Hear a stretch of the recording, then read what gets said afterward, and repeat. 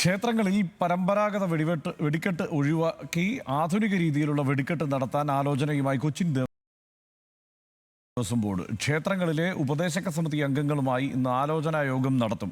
ശബ്ദത്തിന് പ്രാധാന്യം നൽകാതെ വർണ്ണത്തിന് പ്രാധാന്യം നൽകിക്കൊണ്ടുള്ള ആധുനിക രീതിയിലുള്ള വെടിക്കെട്ട് എന്ന ആശയം മുന്നോട്ട് വയ്ക്കും. വിവരങ്ങളുമായി ലെവിൻ കെ വിജയൻ ചേരുന്നുണ്ട്. ലെവിൻ, ഏറെക്കാലമായി നിൽക്കുന്ന ഒരാവശ്യമാണ്. ഓരോ ദുരന്തകാലത്തും ഈ മട്ടിലൊക്കെ ചർച്ചയാവാറുണ്ട്.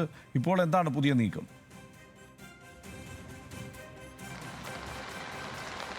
ഹർഷൻ, ഇരിങ്ങാലക്കുടയിലെ കൂടൽമാണിക്യം ക്ഷേത്രത്തിൽ ഇത്തരത്തിൽ മാതൃകാപരമായ വെടിക്കെട്ട് നിരവധി വർഷങ്ങളായി നടക്കുന്നുണ്ട്. ആളുകൾക്ക് അപകട സാഹചര്യങ്ങൾ പരമാവധി ഒഴിവാക്കിക്കൊണ്ട് ശബ്ദത്തിനും വർണ്ണത്തിനും പ്രാധാന്യം നൽകിക്കൊണ്ടുള്ള വെടിക്കെട്ട് കേരളത്തിൽ നടക്കുന്നത് ഒരുപക്ഷെ ഇരിങ്ങാലക്കുട കൂടൽമാണിക്യം ക്ഷേത്രത്തിലായിരിക്കാം. ആ ക്ഷേത്രത്തിൻ്റെ മാതൃക പിൻപറ്റിക്കൊണ്ടാണ് ഇപ്പോൾ കൊച്ചിൻ ദേവസ്വം ബോർഡും സമാനമായ രീതിയിൽ ക്ഷേത്രങ്ങളിൽ ആഘോഷ പരിപാടികളിൽ ഉത്സവങ്ങളിലൊക്കെ ഇത്തരത്തിൽ ശബ്ദരഹിതമായ ഇത്തരത്തിൽ കരിമരുന്ന് രഹിതമായിട്ടുള്ള വെടിക്കെട്ടിലേക്ക് ആലോചനകളിലേക്ക് കടക്കുന്നത്. മുണ്ടത്തിക്കോട് അപകടത്തിന്റെ പശ്ചാത്തലമുണ്ട്. പുറ്റിങ്ങൽ അപകടത്തിന്റെ വലിയ ദുരന്ത കാഴ്ചകൾ നമുക്ക് മുന്നിലുണ്ട്. അതിനൊക്കെ ഒരു പരിഹാരം എന്നുള്ള നിലയിലാണ് ഇപ്പോൾ കൊച്ചിൻ ദേവസ്വം ബോർഡ് ഇത്തരം ഒരു ആലോചനയിലേക്ക് കടക്കുക.